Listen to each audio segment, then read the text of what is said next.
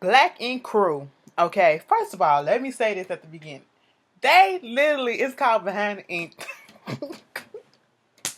This shit ain't to be taken seriously. You want to know why it's not to be taken seriously? It's because they had the fucking reunion at the fucking shop. Alright? I would have been pissed off if I had to stand up throughout all this thing. You know, they got niggas in the back sweating because it's hot up in that bitch. And they standing up just to be up in there. And they standing up outside while the crew sit down. Listen. Okay, to save on some funds, somebody left a comment talking about well, think about it, it'll fuck up they having them in a studio would damage their brand. How the fuck would that damage their brand? Like, come whew, listen. On every damn show that there is on VH1, when they have a reunion show, they take them and they put them in a different studio. Hell, in Love and Hip Hop Atlanta, 9 out of 10 they come up to New York to fucking film their reunion in a damn regular studio or whatever. That don't damage nobody's fucking brand. Because if that's the case, why not film the Love and Hip Hop shows in the, a studio, like a music studio or a dance hall or whatever, since it is about music and stuff like that? What brand are they destroying? They already destroying their own brand by putting the asses out here. They destroying the brand of trash, of hood rat-itis, of ghetto niggas. That's what their brand is, and this is what it like. What? Girl, okay, but okay. They're destroying their brand. Girl, that's damaging their brand. Girl, they ain't got no brand. But anyway, moving on. Everybody gets out the car, like literally, they had them cleaning off the carpets with a Swiffer duster, bitch. Listen, we gonna have a good time.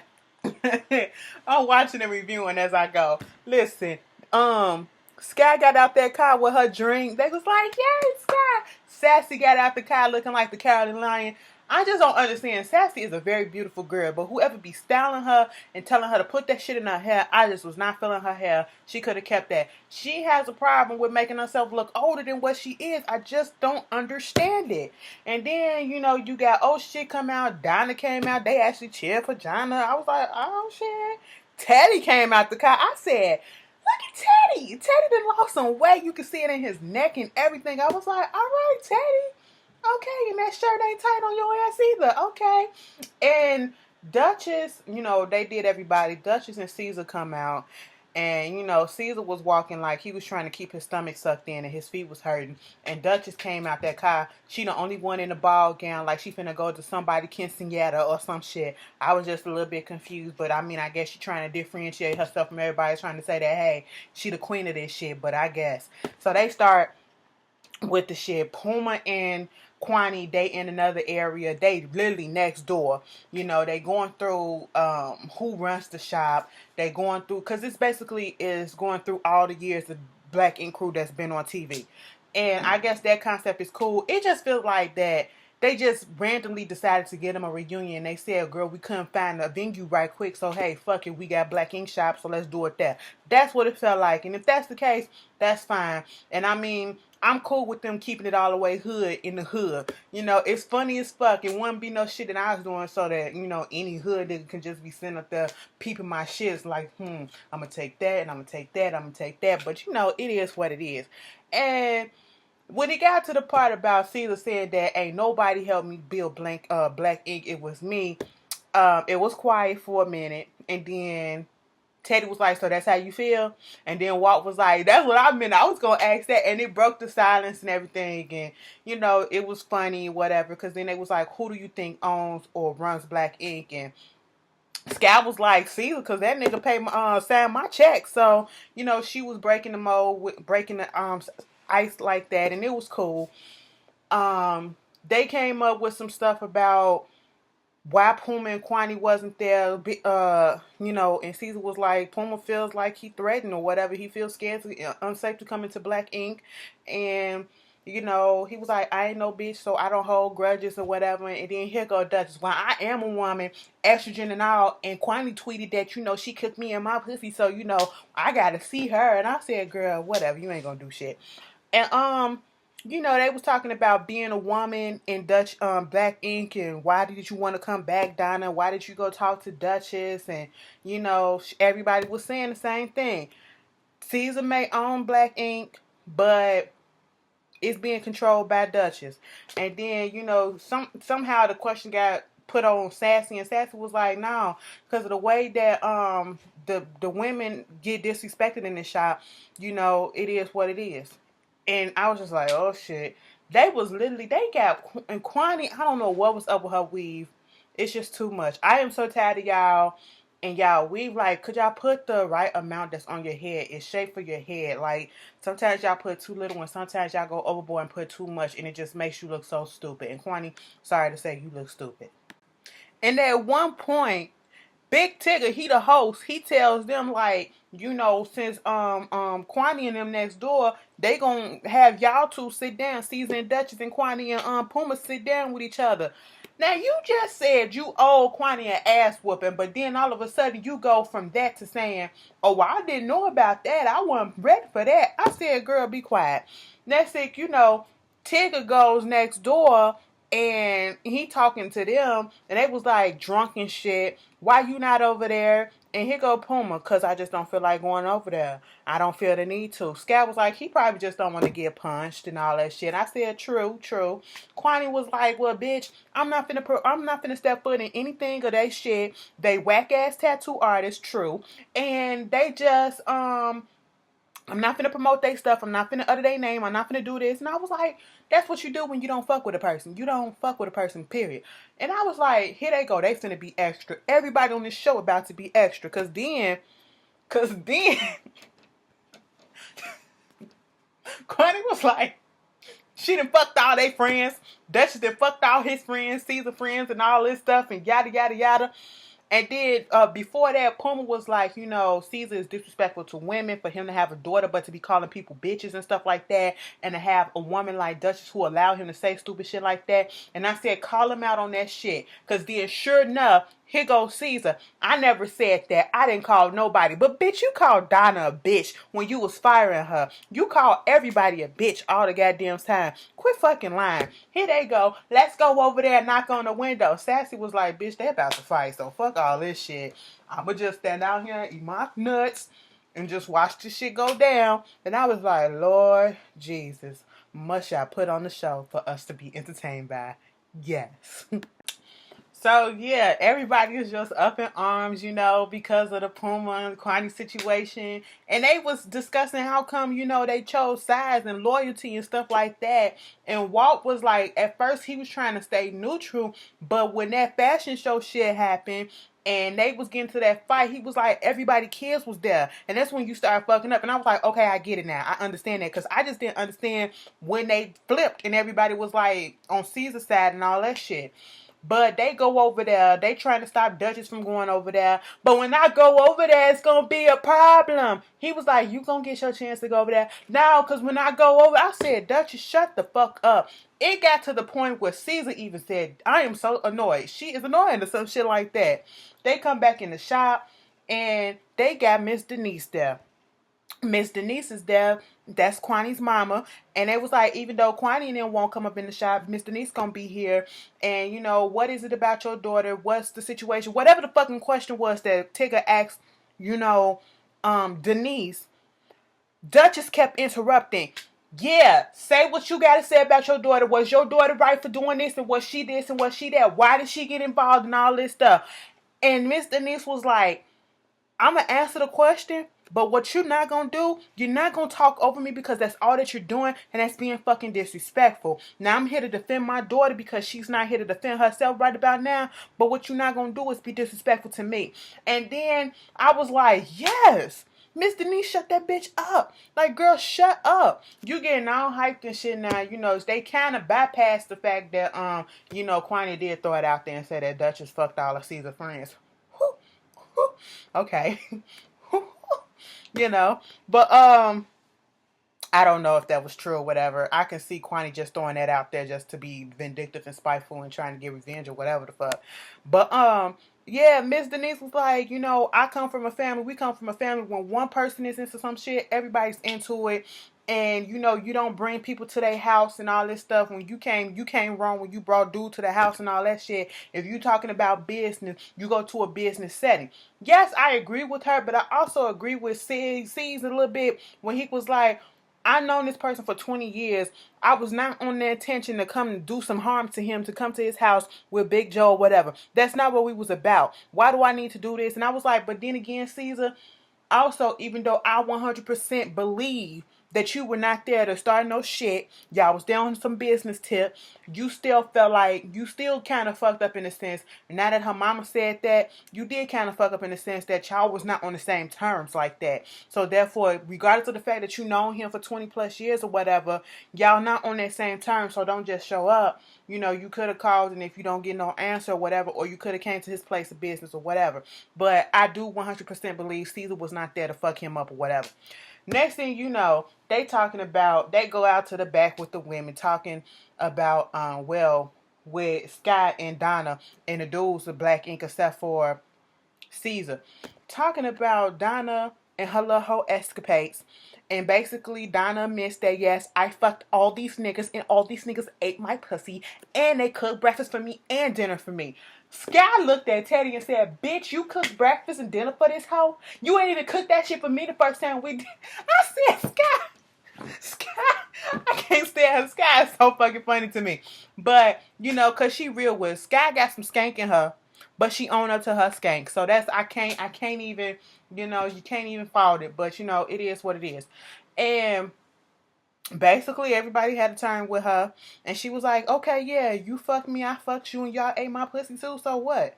I was like, well, you know, a hoe is as a hoe does. And I do remember when they came out and said that shit, like last season, that Donna was fucking everybody. And I was with Duchess when she said that shit. But I wasn't here when she told her boyfriend that, because that didn't have shit to do with it this season. But yeah, I was just like, y'all trifling as fuck. And you know what was giving me everything? That lady that they had out there, that extra that they had out there who had the brown dress on or the brown shirt on, looked like she knitted it herself in a dress. And she was like,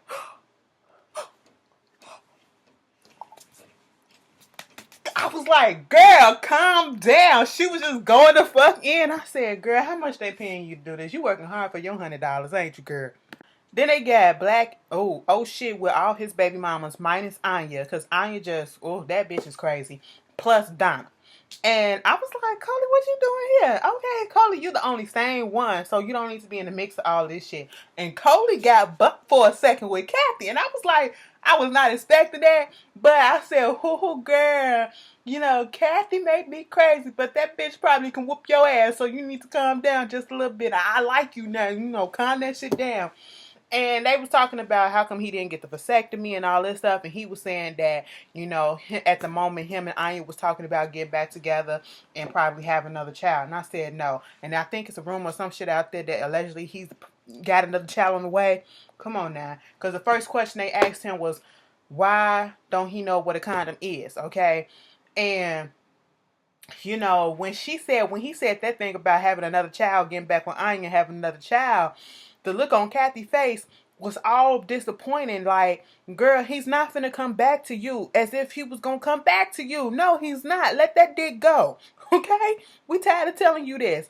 But, you know, they started going in saying how, you know, Kathy did take care of Lulu, his daughter, while, you know, Coley was going through her things. And then, you know, Kathy was like, 6 weeks after she was born, I was taking care of her, because Coley gave her props. She was like, she stepped in when I was going through some stuff.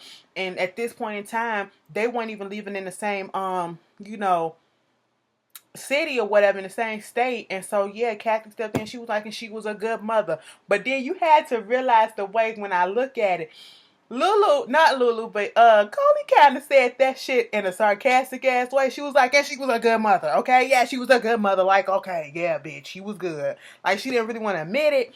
She was being good and all that stuff. And then she was like, yeah, because I took care of her, like, it was like 6 weeks after she was born. Coley said, bitch, no, let me tell you this. She was a preemie, so she was in the hospital for 2 months. She was like, okay, well, it was 6 weeks after she got out the hospital. She was like, no, bitch. And I said, whoo, Coley, I wasn't expecting that bitch to come out your mouth. And Kathy turned around like, are you calling me a bitch?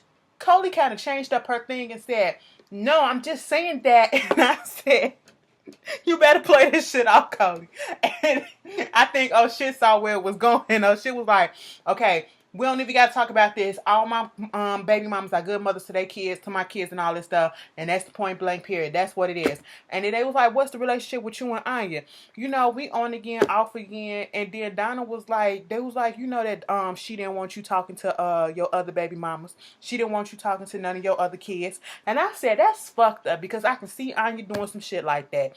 That is messed up. Bitch, you knew prior to getting with this man that he had 2 other kids. And then you laid down and had another kid with him as if he was not supposed to be a part of his other kid's life. No, that's not right. That's not right. You gotta stop that shit. And Kathy girl, put you on. I'm not here for these waist training stuff like that, but you need a girdle or something, or you need to go one size up on that dress, because I should see all your panty lines from where it stops on your waist and your stomach to where it stops on your thighs and shit in the back on your ass. I shouldn't have to see all those indentation marks. But that was shit in his baby mama drama. So they go back to Quani and Puma, and Quani once again put it out there that Duchess was fucking everybody in the shop just as much as she was calling Donna a hoe. She was out here doing her hoe activities too. And she said she fucked those shit before, like when she first got to the shop. Mind you, Tigger let them know that, hey, they watching this shit. And Quani, that just amped Quani up. And Quani just went the fuck off. And Duchess got in her feelings and all this stuff. Sky was just like me, bitch. I'm just gonna watch the motherfucking show, bitch. Okay? Here go Duchess going outside trying to, say some shit, get to the window and all this shit and yada yada yada. She going off making a spectacle of herself. And you know what's fucking bad when your man gotta say, I'm so fucking tired of this, bring your ass up in here, then I tell you to stop. And then he goes in the back because he just saying, this is fucking whack, she's being annoying, she's doing too much. She's doing fucking too much, and you were doing too much, Duchess. Like, damn. Don't sit here and act like you ain't do nothing or whatever. I don't know if them rumors about y'all fucking, I really don't care, and I wouldn't put it past nobody in that shop to have fucked everybody, okay? But hey, it is what it is. Just own your shit. If it didn't happen, why you gotta entertain the bullshit? But you trying to put on. That's what Caesar said. Caesar in the back, and she talking about some, babe, I'm sorry. I'm just want to let you know that, I was trying to control my emotions, and I just had a moment of emotions and an explosion of emotion. I had to get that out, and now I reeled it back in. But, babe, you can't get mad at me because you went out there and you punched Puma in his face and ain't nothing happened with that. But, when I get upset, that's when everybody want to say that I need to calm down. And I'm sitting here like, girl, 2 different situations. He wasn't doing that shit for show. And he didn't keep going and keep going and keep going and keep going. He stepped to that man. He punched him. They pulled him back and he walked the fuck away. Okay? Or he stayed up in there. He ain't caused no other scene than that. You out there, yada yada yada, yada yada yada. The security got to hold you back. The security got to do this, and you making an ass of yourself, like Caesar said. You in a damn evening gown doing all of this stuff, making a spectacle. This is the stuff that you constantly do. You just don't know how to stop. And Duchess, that's your problem. And that's what you want to keep going back. And Duchess is a tit for tat type of person, because she said it again. But when I have my moment of emotional outbreak, it's a problem. But when you want to go punch somebody, it's all right. No, it's not all right. But he knew when to fucking stop. You just kept on going. And then Puma up in his feelings, they finna leave talking about some, they're fucking animals and they doing this, and you brought these gangsters to my house and all this stuff. And like the producer said, you ain't taking responsibility for what your wife did. And I was like, thank you. Don't put it all on them, Puma. Even though they was acting an ass at that moment, quit going back in time and leave that shit alone. If you done, be done with this show and go the fuck home. And I don't want to see you next season, because y'all keep harping on the stuff and ain't nobody trying to take responsibility.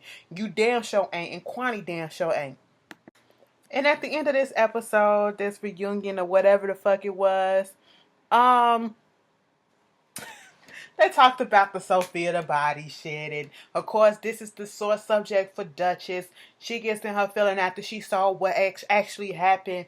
And to be honest, when I saw the actual episode, Caesar didn't really want to touch that girl, and the girl did put her hand on her hip, but he could have said no.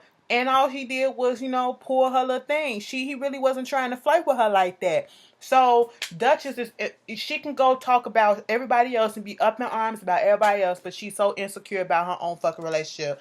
And that's what, you don't do that, baby. You don't do that. You lied to me and all this stuff. And I'm sitting here like, so you just not finding out about this? Like, girl, if you would have saw the pictures, ain't this coming out in the magazine? Don't you look at the magazine? Wouldn't it already be out there in the magazine or some shit like that? So you mean tell me you really just not seeing these pictures? But okay, she getting her feelings. Caesar like, girl, I ain't got time for this. Him and Teddy go walk outside.